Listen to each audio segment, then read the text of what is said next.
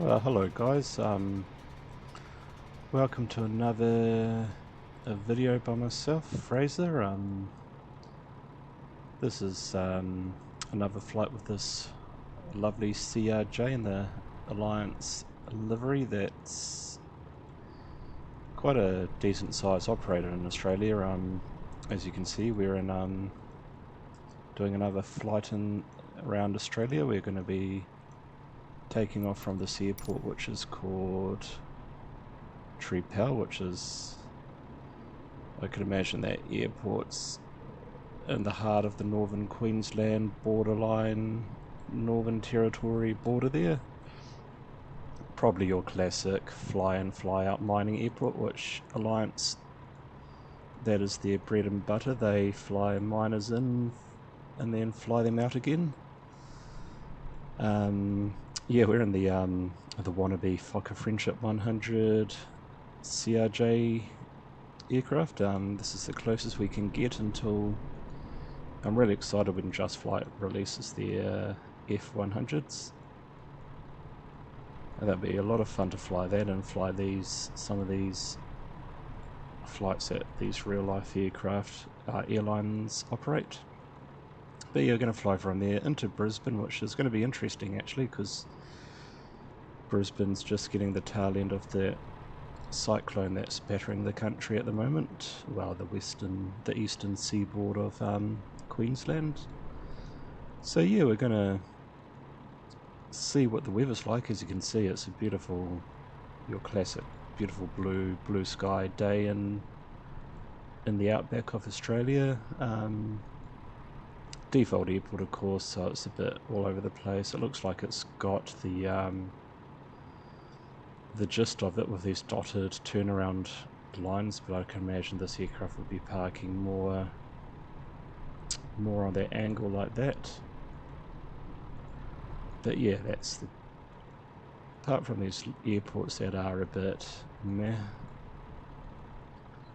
the landscape around Australia is, like in Microsoft Flight Simulator 2020, is still absolutely stunning. But yeah, we're in the Alliance here CRJ-700, and we're going to pretend we're one of their Fokker Friendship 100s that they are not Fokker Friendships. That's the Friendships is the F-27 the Fokker 100s. I'm going to replicate that aircraft in the CRJ. So yeah, we'll get into the CRJ. This aircraft, it's got a few faults and whatnot, but I really do enjoy flying this aircraft. It's one of those aircraft that, well, when I initially brought this aircraft, like I mentioned, it like like my $700 base that I brought, thinking that I'd be like John Deacon or John Paul Jones from Led Zeppelin and Queen. I thought I'd just play the base exactly like that. The first couple of hours with the base, I realised that this is not quite for me, so I put it in the it effectively became a very expensive $700 coat hanger, really. And yeah, this CRJ was exactly that.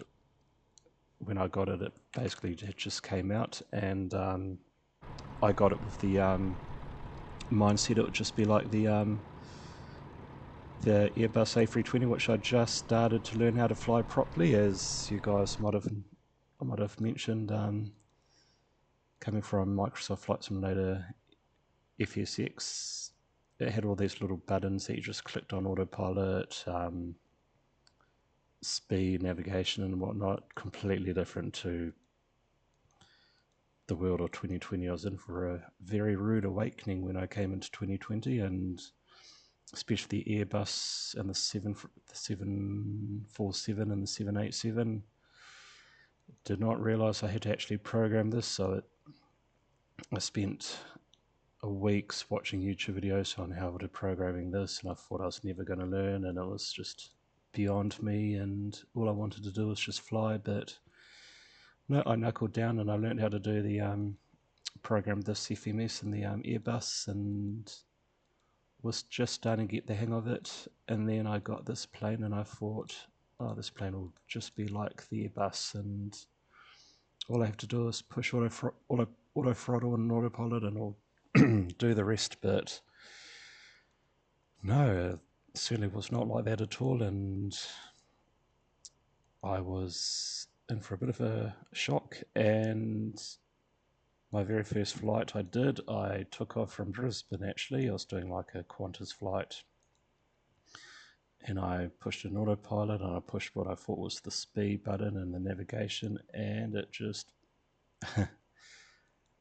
basically stalled and landed in the ocean. And that was that. I literally had just I got this plane when it first came out, and it went straight into the closet, never to be seen again until, well, I only started flying this game. Just to give you context, I got this plane when it first came out, and I didn't touch it until, well, I only got it out like 3 months leading into the BAE coming out, when I realised I should, because I really wanted to fly the BAE because it had so much nostalgia with my childhood memories in Rotorua Airport seeing that, and I really wanted to learn that, and I decided I should really learn how to fly this thing that I've spent a bit of money on. And to think that was my first ever thing I ever purchased. Like, I started all the way back in Microsoft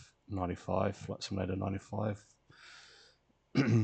and all the way up until this platform, I never brought any thirdware party, and this was the very first the very first software I brought. And I realized that it's just sitting in the hangar collecting dust, a very expensive dust collector, and maybe I should learn how to fly this thing.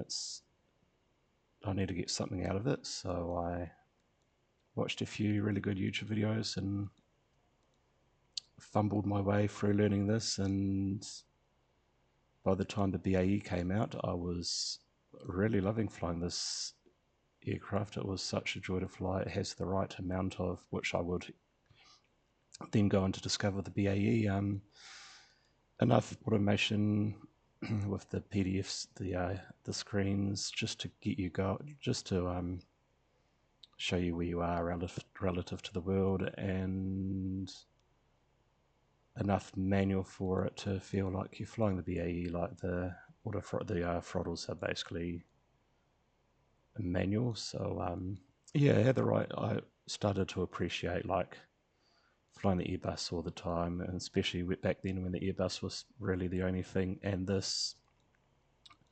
flying this was just a break from flying the autonomous Airbus A320, which gets a bit boring after a while. You just push a few buttons and let the autopilot do its thing. But yeah, if you guys are they are looking at apparently updating this. This is like, this aircraft has a few bugs, a few like things that separate it from like PMG high fidelity quality and just an average aircraft. It's got a few like, I never really use the functions anyway, like the holding function. I'm assuming on platforms like VATSIM it's quite an important feature which doesn't really work, and there are a couple of bugs. I can't remember what they are, but the weather radar, that could be something that would be very much well appreciated when it gets updated. But apart from the few bugs, like if you guys, if you haven't brought this before, and you probably would want to wait to see how it all goes with 2024 and what the actual update, if the update comes out. Like, it's that common joke with Aerosoft products, the updates are promised, but 10 years later you're still waiting. But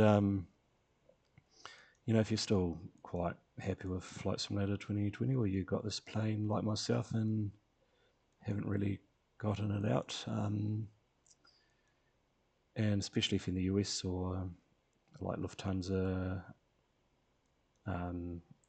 SAS, and SAS in Scandinavia, they operate these aircraft, and if you really are passionate about this type of aircraft, yeah, definitely get it. It's definitely, if you're not too worried about like system breakers and all of that stuff, you know, it does fill the little void. It's a really nice little aircraft, and if you are passionate about flying this aircraft and you haven't got it, it's not too bad. I don't mind flying it. I actually do enjoy getting this out from time to time, and yeah, so we are going to now power this thing up, and I'll show you like how far, like once again, I'm not into testing all these fire and whatnot. Like there are lots of YouTube videos that go through in depth, but this is more, I guess my content is sort of focus on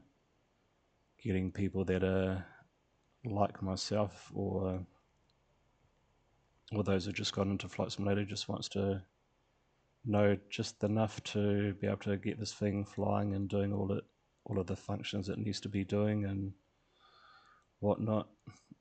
Yeah, this is just a very basic, like, if you follow my videos, this is just a very basic way to get you up and flying and enjoying this aircraft, especially if you got this and is now sitting in the hangar because you don't know, haven't really thought about learning all of the systems and whatnot.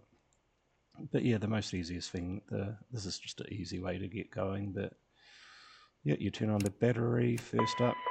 One thing I don't like about Aerosoft aircraft, I do like the scroll functions. All of these switches are all scrollable on the mouse, which I find really handy. But for some reason, these lights and all that are not assigned to your normal like landing light buttons in Microsoft Flight Simulator, which I find is just it's one of those quirks I find is a bit annoying. But I mean, using a mouse is like the closest thing you get to real life anyway, isn't it? Like, you're not using like a little button in real life, you actually are having to physically touch these buttons. So I guess when you look at it from that perspective, I guess it's like the real thing. So we push the power button and we turn on the APU to get the APU going, just because of habit, like just because I know what gone through this so many times. I just turn on the air conditioning unit, and then this switch here you turn on.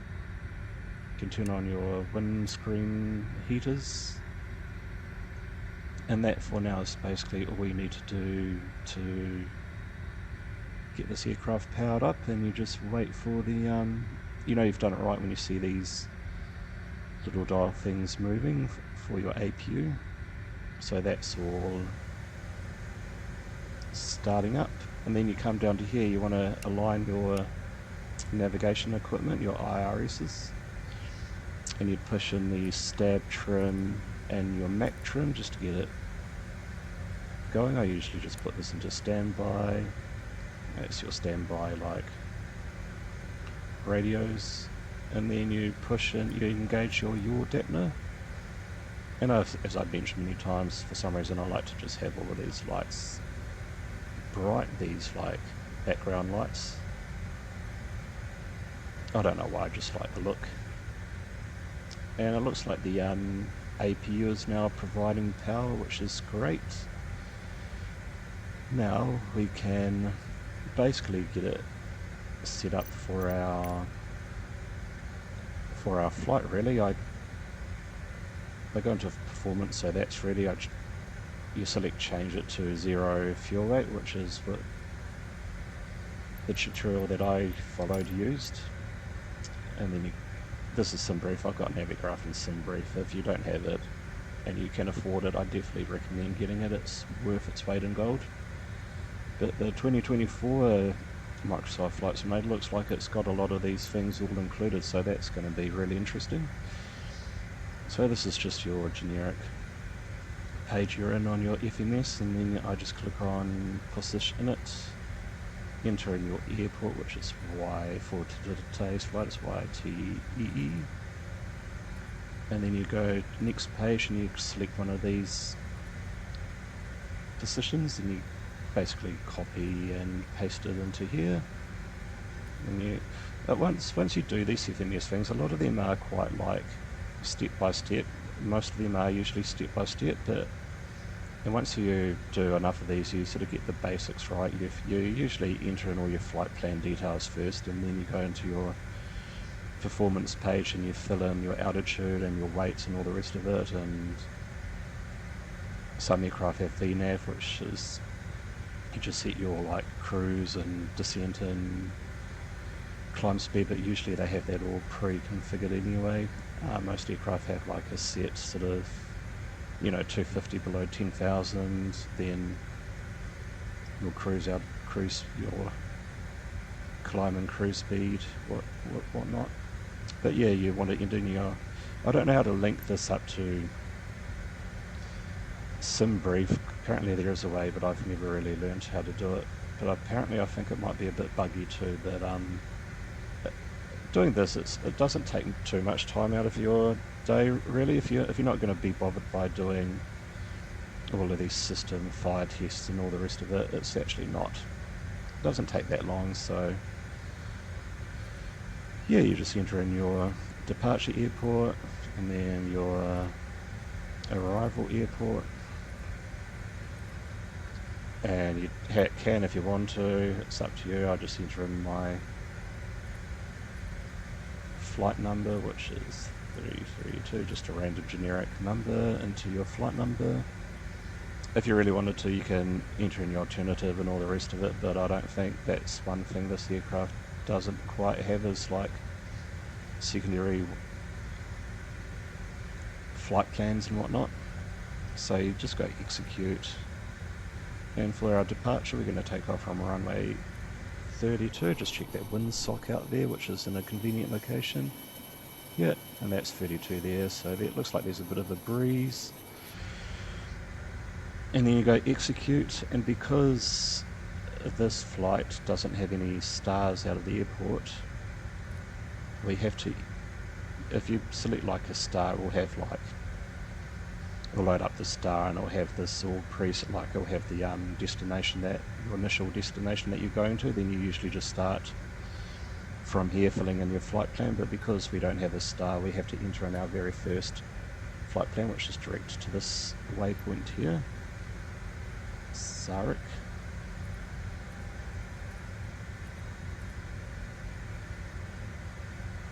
And then from there we can now do our flight plans. So we enter our jetways, they're jetways, aren't they? Our airways waypoints, we enter these in this side, and our respective waypoints on this side. So J89 in here, then we're going to unbat.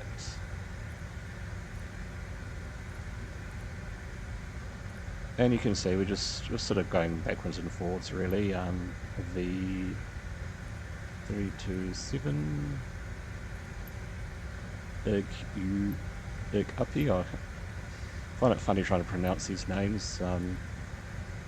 Like that sort of, it's up to your imagination on how you pronounce it. It's basically Uppy. Next is Y340 to Lan Ug.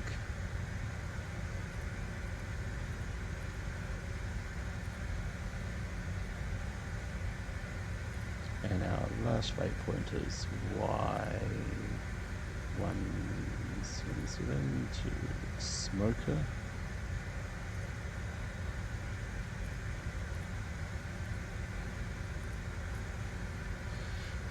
And once you've got to your last waypoint, you just go execute, and then see it sort of goes into the next page now, the next part of your flight plan now, which is your perf init. So we've set it to 0 fuel weight, which is the best thing to use instead of trying to figure it out by randomly putting in passengers and whatnot. So our 0 fuel weight is going to be 28,106, so that's quite an alright little payload, I'm guessing. Just confirm it in here. Oh no, yeah,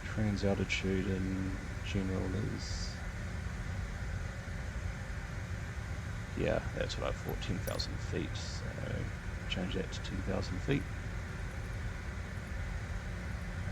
Execute, and you'll find when you do this, these values have been changed. I've changed it because I was watching this YouTube video on this real world pilot was going through, and he said that they set these figures, these are the only figures they change. I think that's like I can't remember what it was initially, but I've set it the default to this, and the same with the descent as well. I've changed that actually.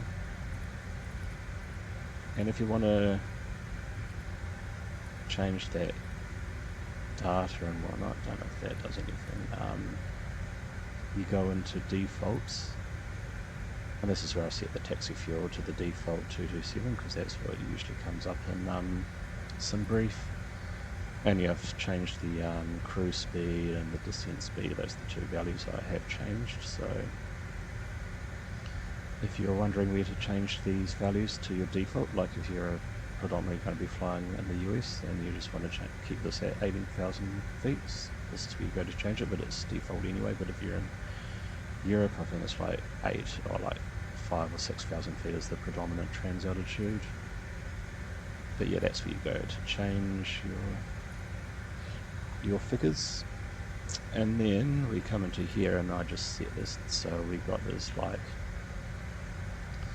this is your VNAV like information chart, so I just push it one more time to get it to VNAV. Gives you a bit more information. I get rid of the airports because I find it clutters up my thing too much. And on the Copilot side, if you're like on that side, at least you've got it up there as well, but just change it to on. And then you go back to the legs, make sure everything looks thereabouts.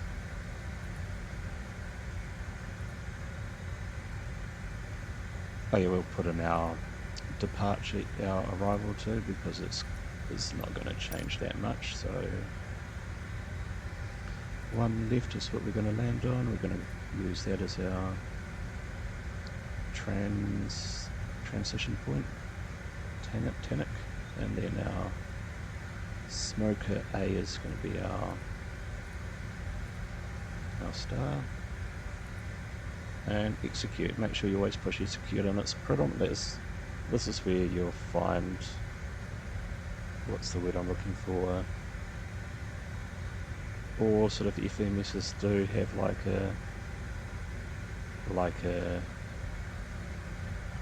sort of a very similar pattern, like executing flight plan, executing anything that you re-enter and all the rest of it. Then we go to our legs page, and we just get rid of this. There'll be a discontinuity here, which, surprisingly there is no discontinuity, but usually there is discontinuity, but there isn't today, which is good. And we have cruising at 37,000 feet, so we don't need that anymore, and we can now set our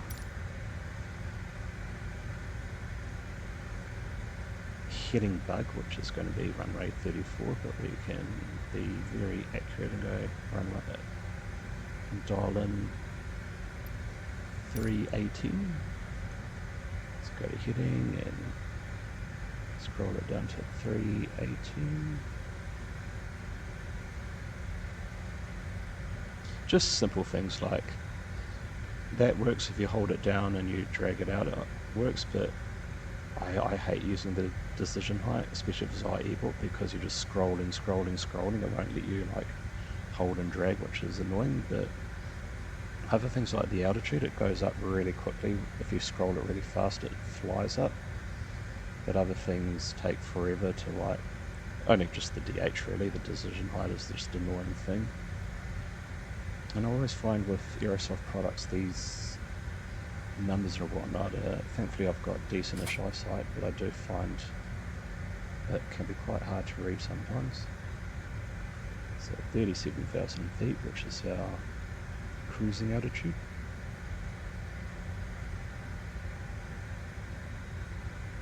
Done, and we set our I mean, this is what I just learned from the video. I'm not too sure if these bugs have been fixed or if it actually does anything, but we set our landing elevation to our current departure elevation to start with, which is, well, round it up to 900 feet, so just scroll. This goes up in 2s if you want to be, 20s if you want to be precise with one simple scroll goes up in 20 values, so we're oh, bang on. That was very freaky, wasn't it? Right, so that's that done. And I don't know, I think sometimes pilots will set their will have a chart up for the arrival, but it doesn't have obviously it doesn't have arrival for runway 33. I'm guessing that's just a circle round and land, so, but some pilots will put in like the decision height in here for the takeoff. Well, let's do it anyway, eh? Nothing wrong with doing that, so I'll set that to 1270. Switch it over here, make sure you push this button to activate it, and then scroll it up to 270 or thereabouts. Was it 270? 1270.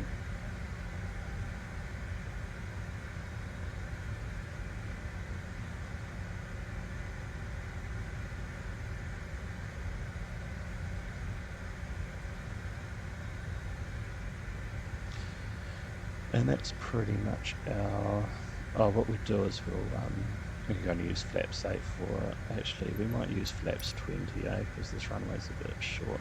Yeah, let's give ourselves plenty of margin. Yeah, we'll use flaps 20 for our takeoff. And that sets everything, all our speeds and whatnot. So that's all done, our altitude's set. We are now pretty much good to turn this aircraft on now, which is very straightforward. So we'll close up all of our doors.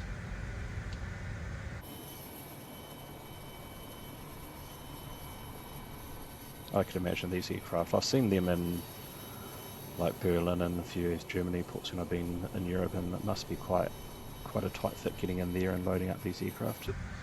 Right, the engine start is pretty easy and straightforward. We can now turn on our ATC thingamajig there, forget what it's called, but we can now arm that, and now we can start our engine start, which is just simple. You just make sure you turn on your fuel pumps, turn on your beacon by just scrolling on the mouse, and then you can turn these on to auto as well, except for this one, they leave them off until the engines have finished starting. This is just a video that I've watched anyway. And just turn on your emergency exits, and you just push start, and you just wait for it to spool up. To most jet aircraft, it's stock standard between 10 and 15% into. You can now click on that and then drag it up to get the fuel into the engine.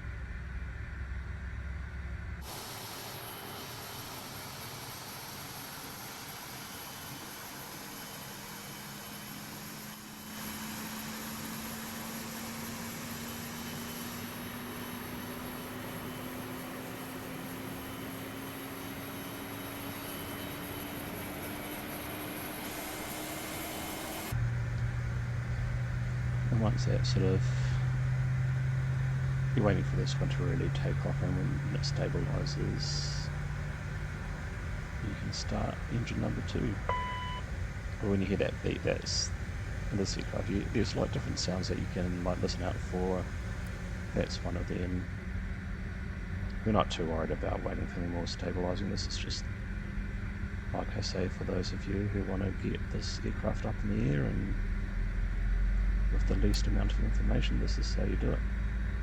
So once again, you click on that red button there, and then you drag it up with your mouse. And what I left click on that, or right click on that, left click to just like engage in there. I just push the magic B number to set my altimeters. So a lot of these you right click and then you push to like engage these buttons and whatnot. Yeah. That's that engine now turned on, and we can now arm the thrust reversers if we need them. We can disengage the nose steering. We're not getting pushback today, so we can disengage that, arm the steering. And we can turn on this hydraulic now as well. If it's really dark, I have the landing with this nose landing light on for taxi, because it is quite hard to see at night time because the taxi lights are out on the wing here and you don't get that coverage. And because we're basically almost ready to depart straight out, we'll set flaps 20 before everything, because I'm so used to doing it and so used to doing takeoffs with flaps 8, so just keep this page handy for you. You usually do this on your taxi just before you take off, but because we're basically thereabouts at our departure airport when we taxi out, you select this to cross-flow to manual, and then you can now you turn on your probes. Might as well turn off our packs too, it's not that. Oh, it's 33 degrees outside, we'll maybe just turn that off at the last minute. You know, this is simulation anyway, it's not real world. Turn it off because I will forget about it. Make sure you remove the chocks, disengage the parking brake, and we are now good to go. And if you see takeoff config is okay, you know you've done the right thing.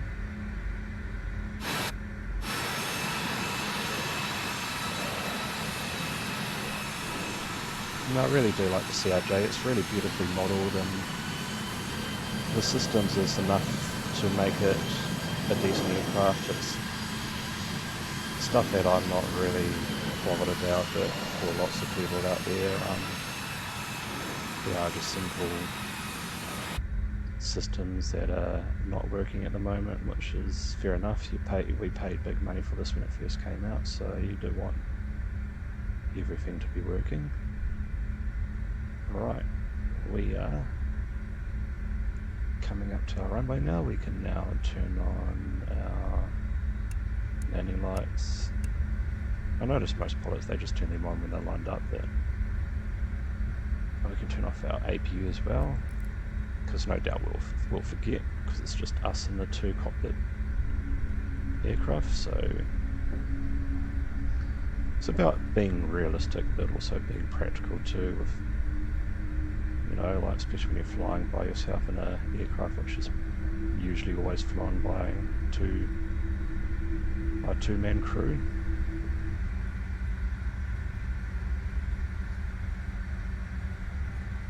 And for our takeoff, we'll lower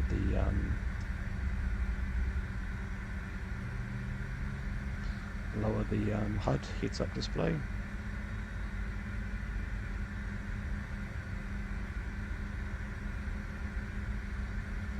So we will just line her up, put just the foot brake on. With these aircraft, with these jet aircraft, you always sort of like spool it up a bit first, and then you ease it up to climb, and then go to takeoff. And one thing we have forgotten is we've forgotten to push the toga button to arm our toga profile. And now we can take off, release the brakes, and take off.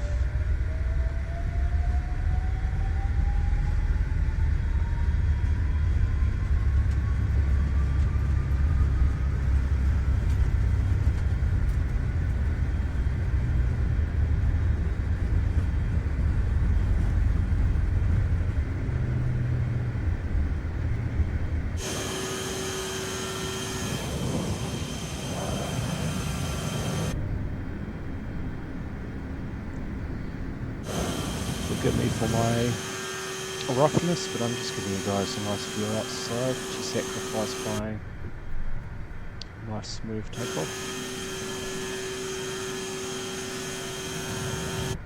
Flying over the beautiful red desert of Australia. So we just sort of follow these for a bit. I forgot to turn on FS HUD, but I do find it quite temperamental at the moment. As in, I did a flight the other day and it just told me to maintain runway heading and it didn't tell me to do any turns. Alright, we can basically lower our nose down a bit now. We can now show you how to turn on the autopilot. So we're staying in heading mode, we'll just activate heading mode, turn on the autopilot and then activate speed, and then we can just scroll it up to our climb speed below 10,000, which is 250. And this is it's like the closest thing you get to, what do you call it? It's the closest thing you're getting to auto throttle. Basically it just lowers the nose and it just maintains the speed that you select. We can now raise our flaps. So it's 250. And then we can basically just start tracking towards our flight plan that's set. And before we forget, we might as well turn on the packs to let that fresh air in, disengage that manual cross-feed valve and turn off our taxi lights. We don't need that just yet anymore. We can now turn off these thrust reverser switches just in case something quite awful happened and these went into reverse thrust when you're 36,000 feet. Well, enjoy a bit of the view flying out of the parched Aussie outback.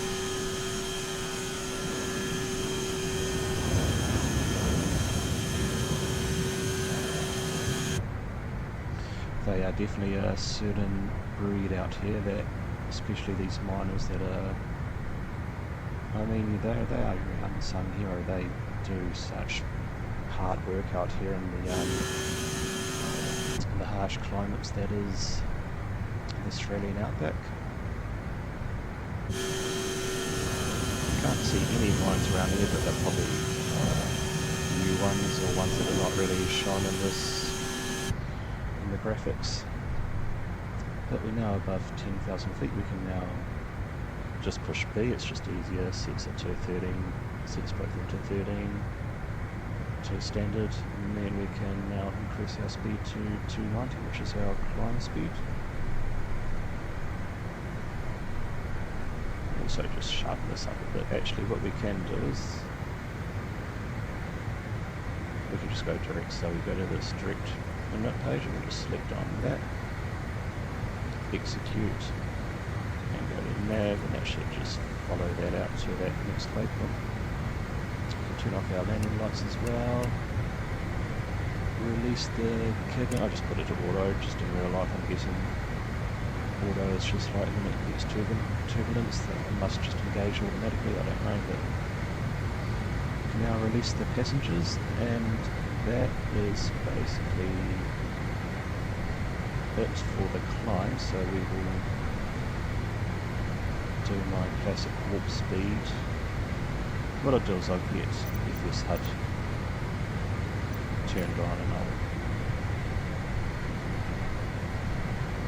see if it works, but I'll get it set up for our, I'll disregard any they make us plan on runway 19, because I know in real life they're not doing that at the moment.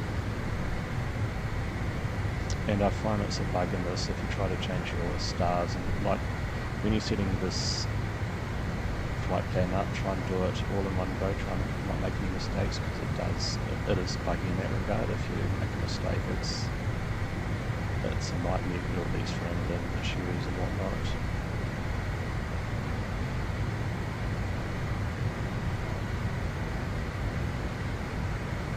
Yeah, it can be temperamental, especially if you change.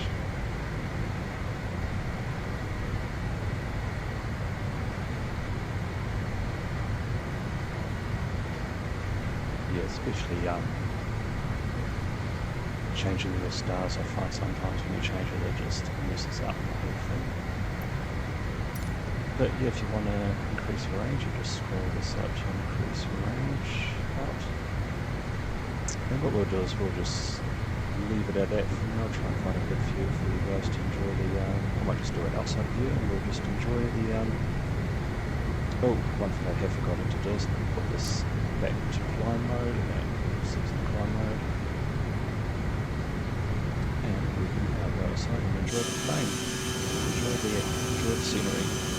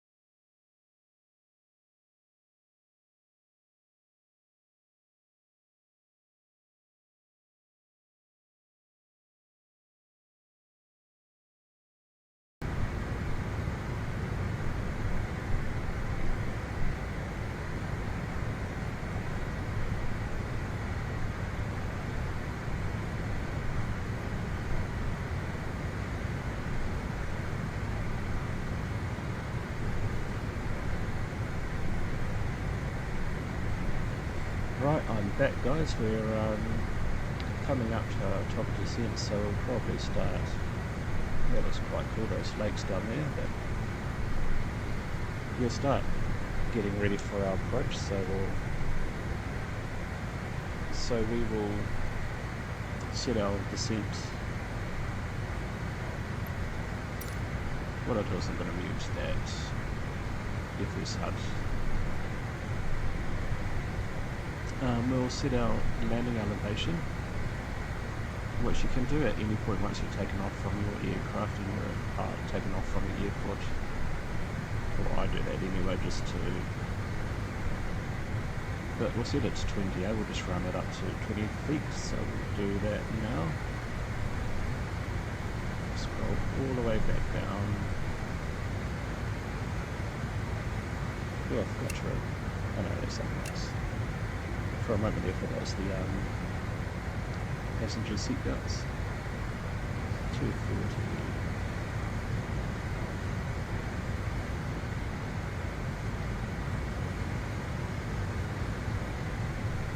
That should be set to 20 feet, and our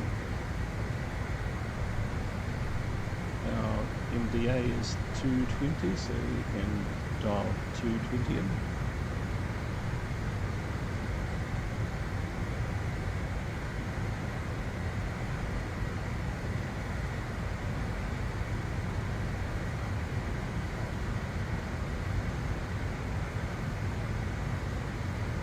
I think we just set it to our final approach. It's 4,000 feet.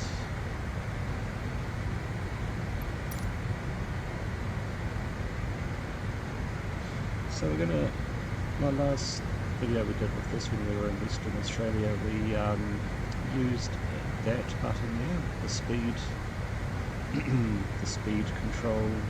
Basically you just set the speed and then it descends according to the speed, and then you just adjust your speed brakes to keep that snowflake around about there. But we will use the vertical speed guidance for this flight just to see how it all works out. And once I set this 4,000, wasn't it?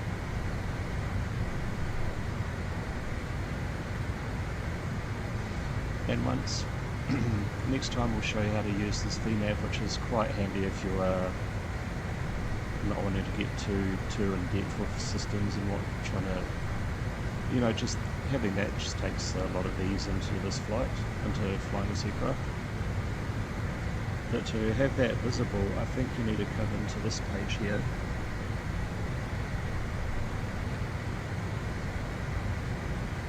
And it's this button here that, yeah, that's the button that turns that off and on, that little button there. So yeah, it's quite handy if you're just like me, if you just want to do a simple flight and not have to worry about adjusting your vertical speed. But we'll do another flight with that engaged, because there is a little, I'm not too sure if it's a bug, that you do have to remember to turn that off before you're doing an ILS approach, otherwise it will not work.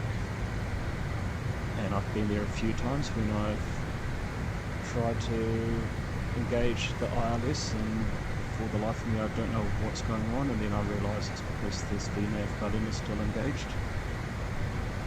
But we'll do a flight and I'll show you how that works. It's very, very easy. Use that and you'll probably never do this manual flight ever again if you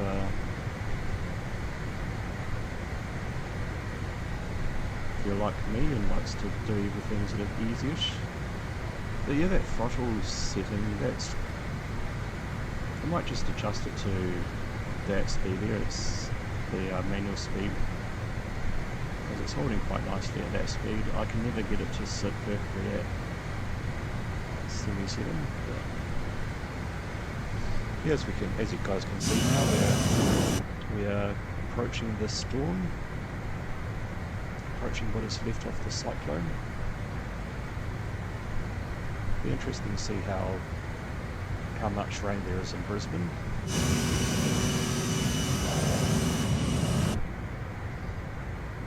But we are coming up to our top of descent. So we want to, if we use this direct page, we usually set, I mean, I'm not a pilot, so we usually set this in Microsoft Flight Simulator.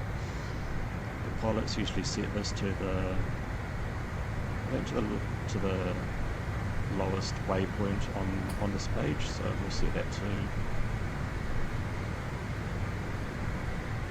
1700 feet for our vertical speed. So we'll try this. We usually start at the pilots, the YouTube videos I've watched, they usually start their descent before they hit the top of descent, just to give themselves plenty of room. So about 18, we'll set it to 18, eh?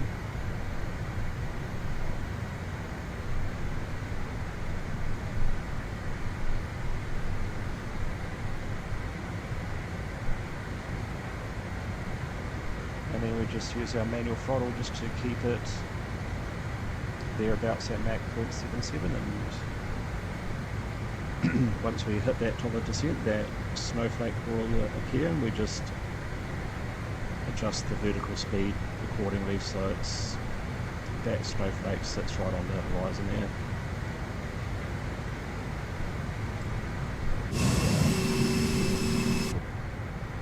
So we basically got most things set for our final approach. The good thing about this aircraft, it automatically selects the ILS, which is great. I'm going to change my arrival settings.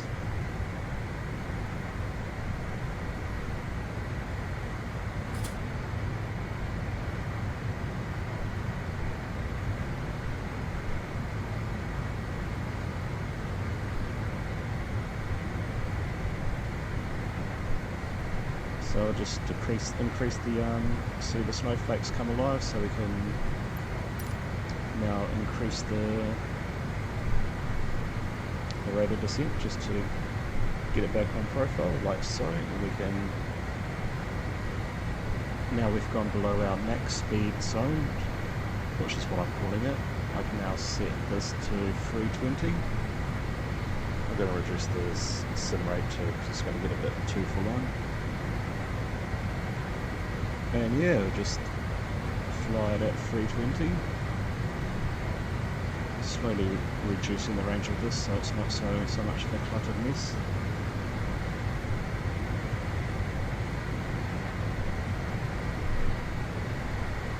So you just want to keep that snowflake thereabouts.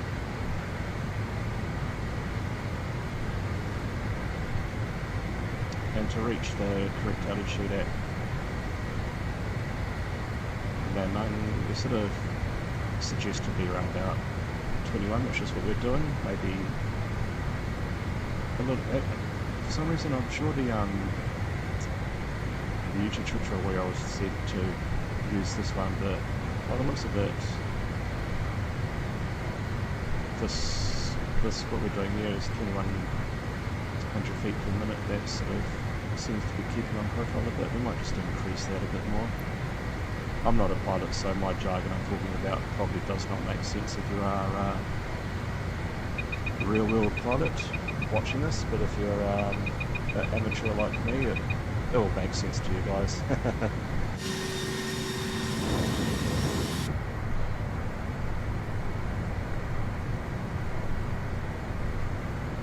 And yeah, we just hold on to this, use the vertical speed to keep this on profile, and yeah, we're doing alright at the moment.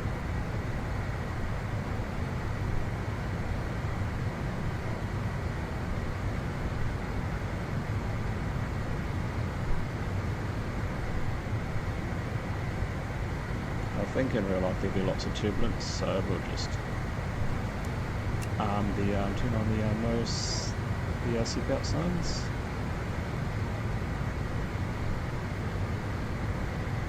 And yeah, just using the vertical speed to keep this snowflake on that line there.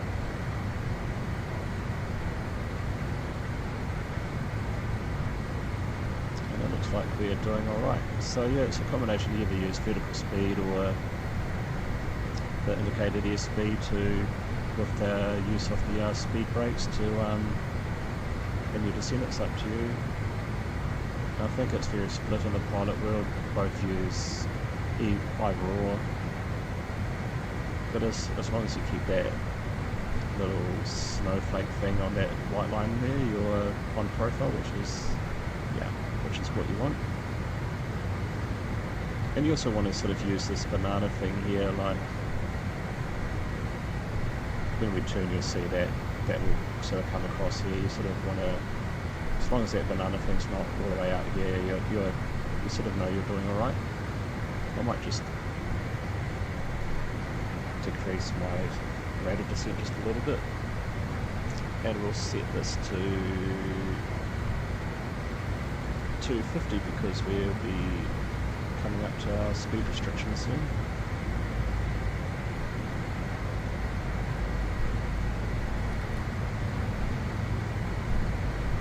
Just using our speed rate because we're still getting a bit below profile.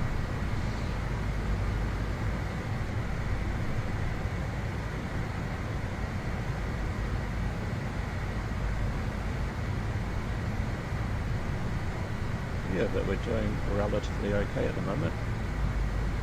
I might turn on our anti-ice just because we are coming up to some weather, and just because off the work we can now push the magic B button to change it to the correct. And I'll see what FSS. And we can turn on our landing lights too, just to take away one less task for us to do.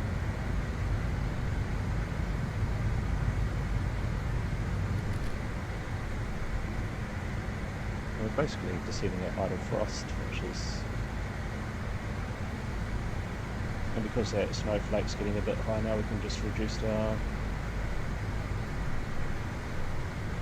rate of descent just a bit more.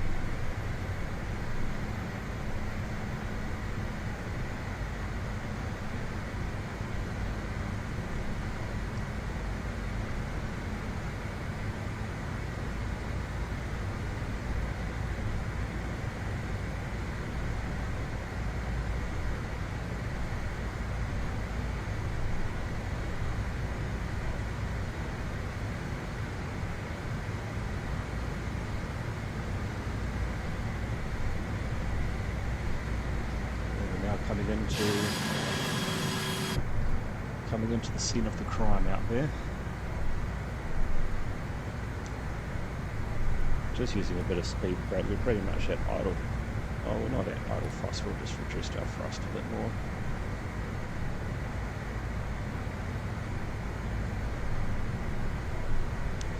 And I think this is just flying at roughly 8,000 feet for most of this duration, so we can just decrease our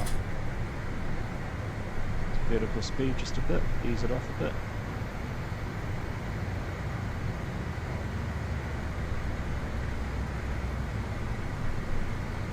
Yeah, you're just using that vertical speed with keeping an eye on that snowflake and just making sure you're keeping on profile.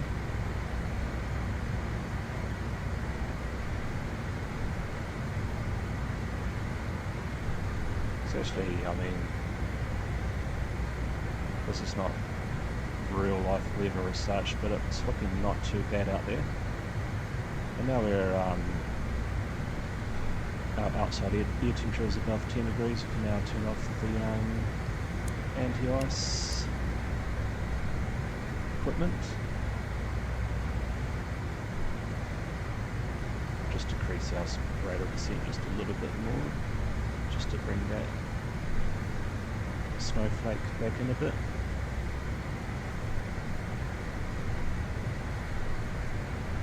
And you can see the localizer's been automatically tuned in, so when we line up for our final approach, we will switch this nav source to localizer just by scrolling up with the mouse, and that will activate the ILS. And this doesn't seem to do much at the moment, but I'm sure.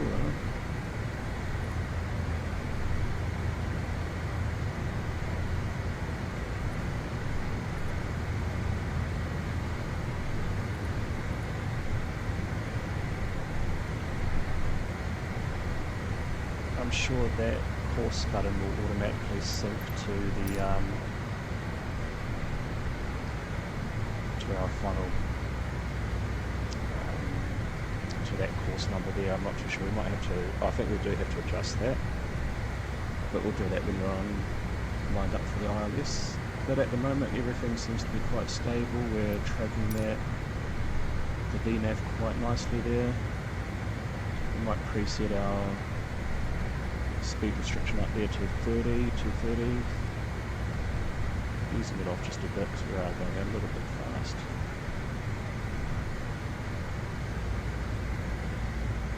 And yeah, we're sort of breaking through the clouds here, just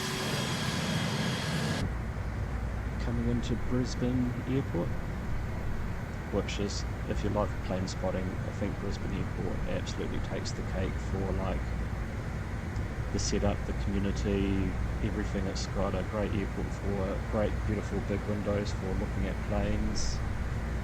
Yeah, it's definitely a lovely airport. I've been there once before, had like a 6-hour layover there, and it was definitely a really well done airport.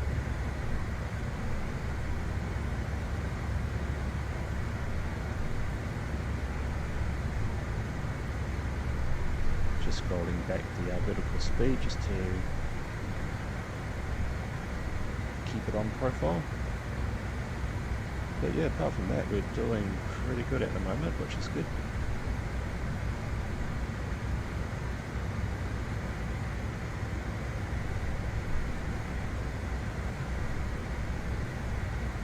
So our decision height is 220, which by the looks of it, we won't really be worrying about that. And our final approach fix is 4,000 feet, which is what we're sort of on track for.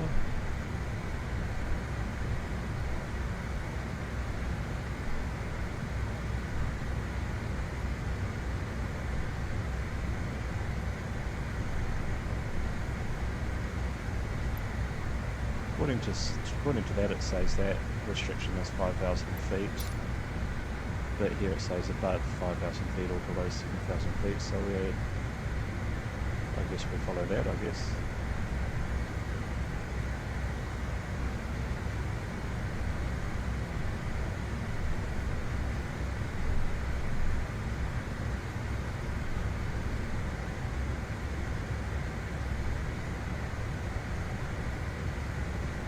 Which I guess we are basically just going to be just above 5,000 feet. And then our next speed restriction will be, we'll set that to 180 for our final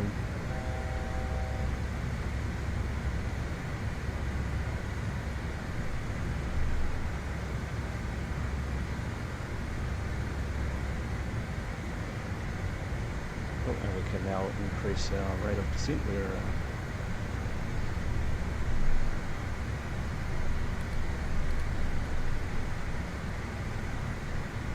get it back on profile again.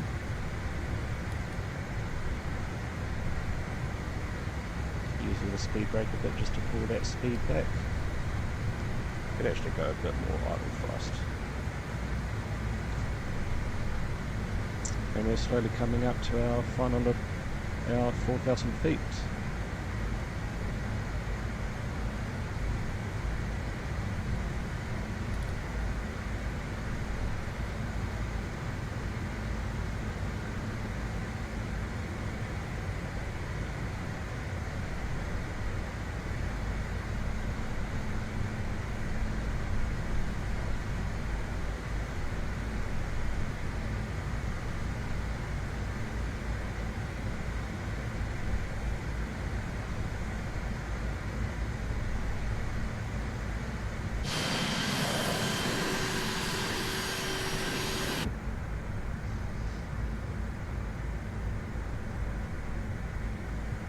We'll set our landing speeds,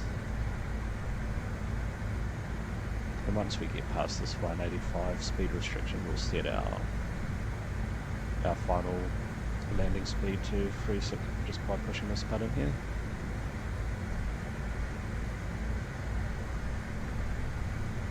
And now we're pretty much coming up to our ILS now, so we can now scroll up to the ILS, the localizer frequency. And cool, it's selected the correct course, and we can basically select the approach button, and we are now going to let the autopilot do everything itself. Make sure you right click and then left click to sync your heading bug, which is done, and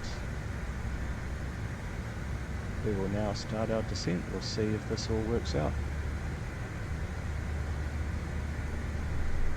And it is, which is perfect.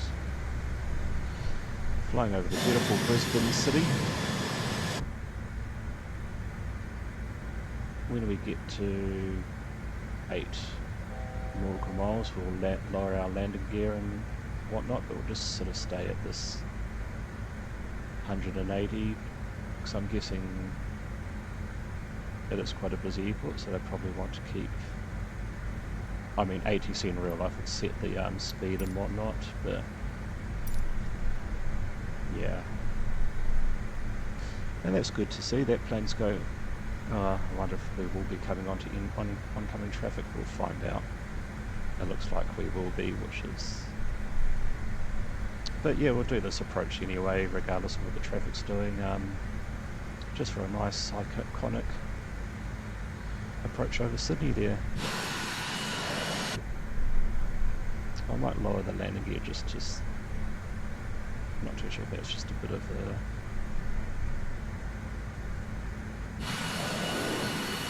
but yeah, flying over the downtown Sydney there. Oh, not Sydney, Brizzy.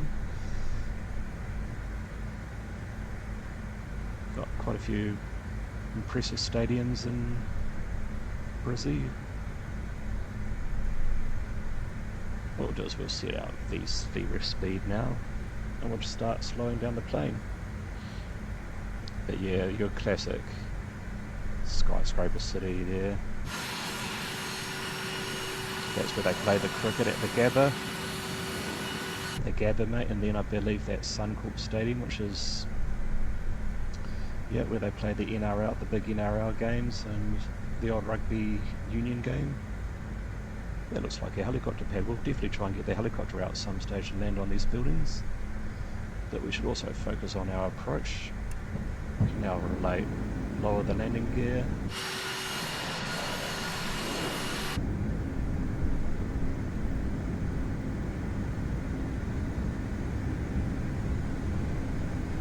Coming into the rain now. Oh, speeding up just a bit too much there. And now we can activate our thrust reverse when we need them.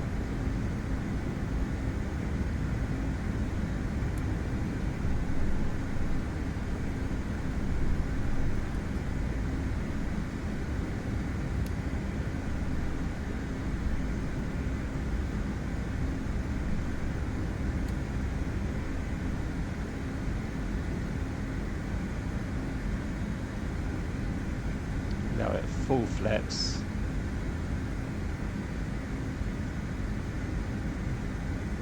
just making sure you keep that speed above that, because if you get close to stalling, it shoots up the trim and it makes everything not fun.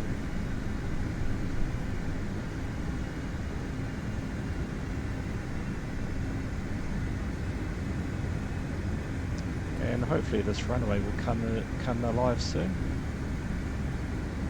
1,000.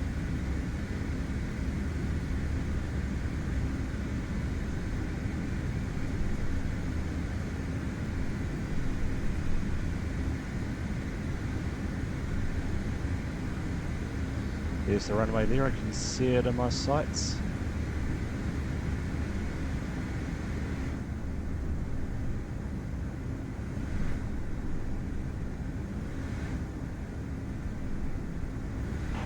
What I'm going to do is I'm going to take over now, disengage the autopilot.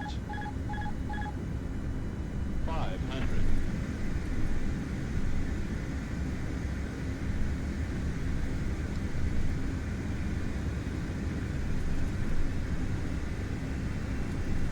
rate 400.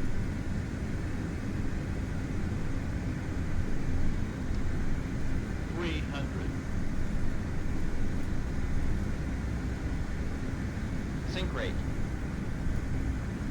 200. Sync rate. Minimums. Sync rate. 100. 50. 40. 30. 20. 10. Perfect landing.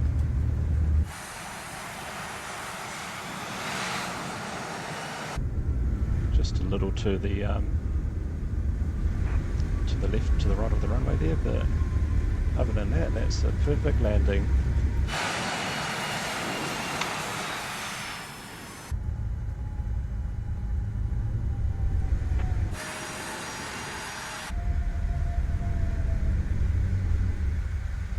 And that's us. We have arrived into Brisbane Airport on a beautiful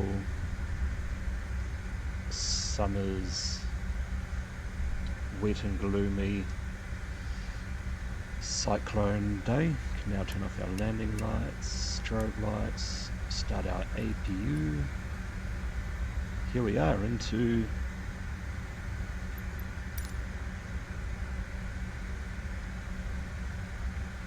into Brizzy.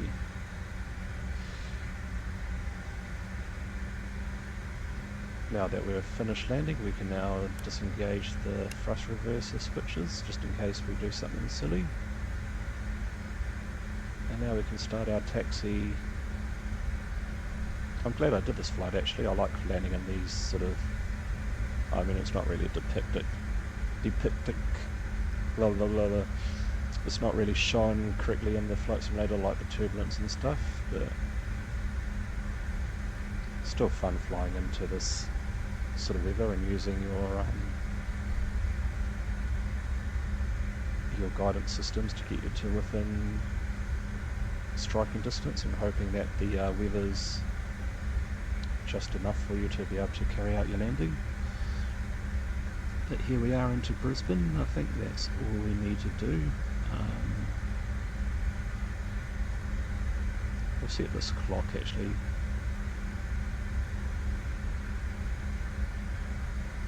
I think in real life you set this clock as soon as you take off. But we'll give it a minute and a half and we'll shut down, we'll just do a single engine taxi into the airport. We might turn our nose landing light on just for high visibility. APU will come online soon. We can now raise the flaps.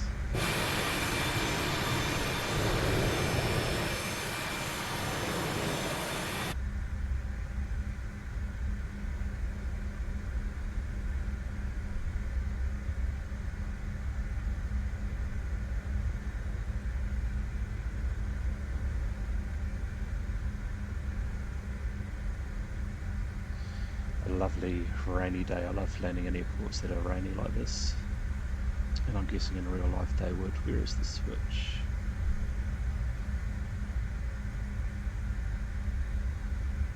Turn on the window wipers, I guess. And it being rain, they'll probably put it on slow speed. And now we can start our taxi. Oh, too soon, too soon. Next one.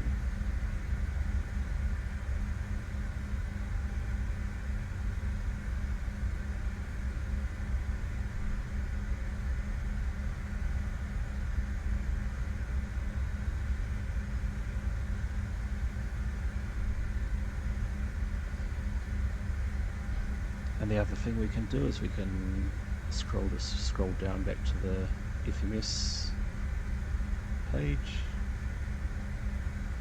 We can disable the flight directives, and yeah, just the taxi back to the stand. And we can now turn off. We'll shut down engine number 2, shall we?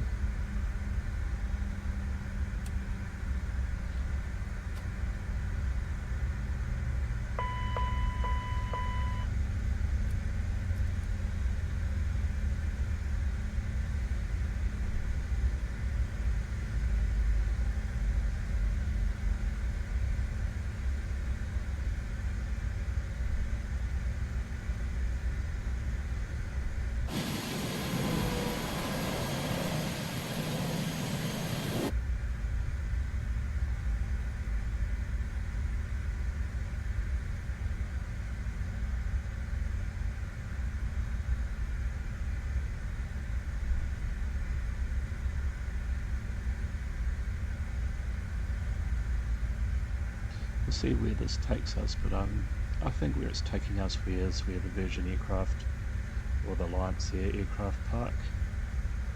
I'll have a look quickly while I'm taxiing.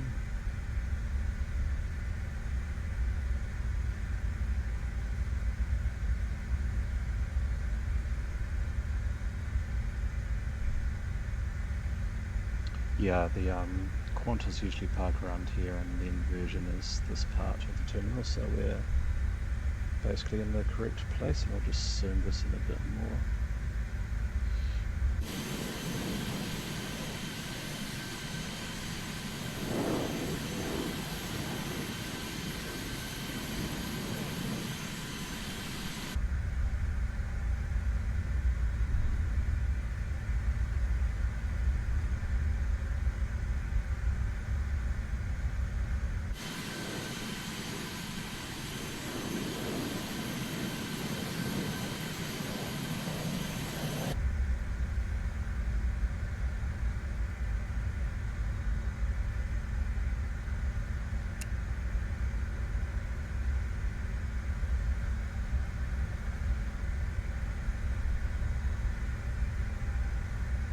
I guess we can turn off our nose landing light now, we don't really need it.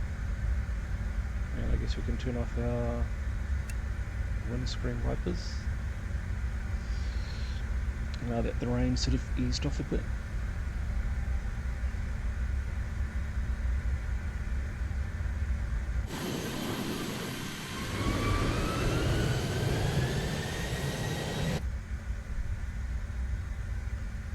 We have to do one of those flights next with the 737-800. Where we go, we'll figure that out, but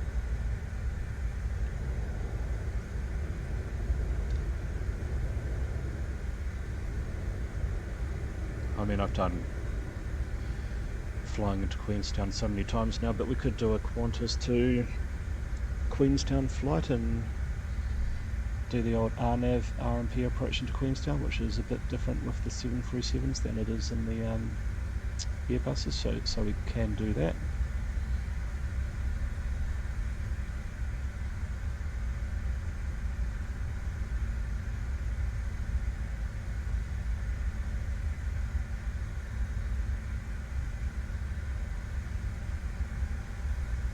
Interesting that Eva Air is parking there. That's not where you park, buddy, but that's just the limitations of this game in some aspects.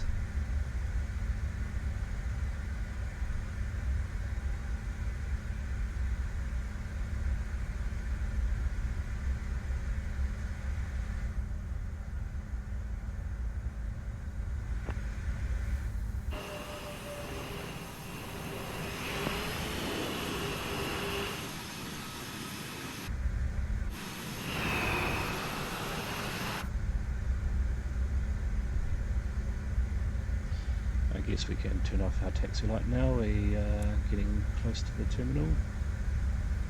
Everything else is, we can turn off the pitot headers, we don't need those anymore.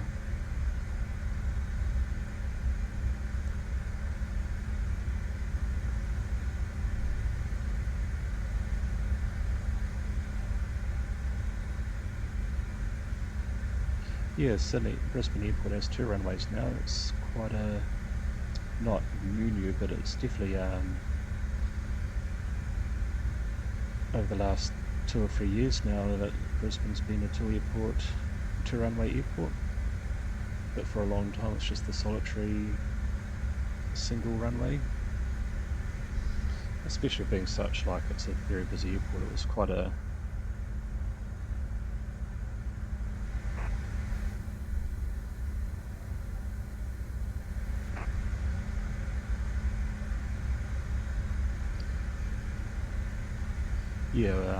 for the size of the airport. And I thought I muted that thing.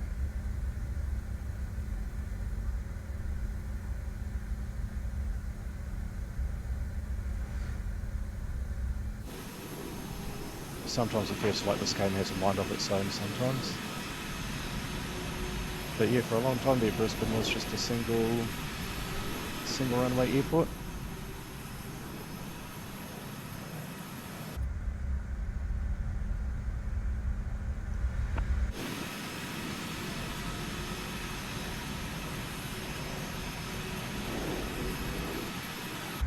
unfortunately today, ladies and gentlemen, you won't be using the air bridges. We'll be parking over here. But luckily you have a bus. Well, hopefully you have a bus, so I should have been going down that taxiway.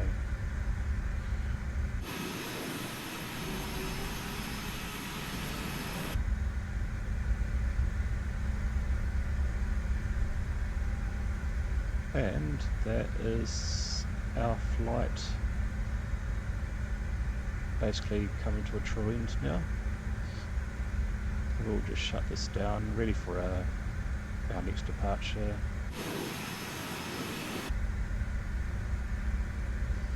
But yes, thank you for joining me on another flight. And I do love flying this aircraft. It is a lot of fun. We can now shut down this engine, turn off all of these warning signs, turn off the beacon light. I think we should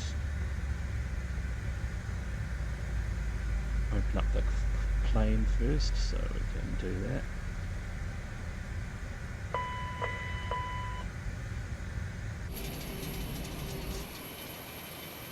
Hear that clicking sound. It sounds like my old Nissan Sunny that I used to have when I forgot to put oil in it. Well, when I really ran it right down. Didn't know much about cars then, and that sound I heard before sort of reminded me of the lack of fuel. But yeah, I think that's basically, we've pretty much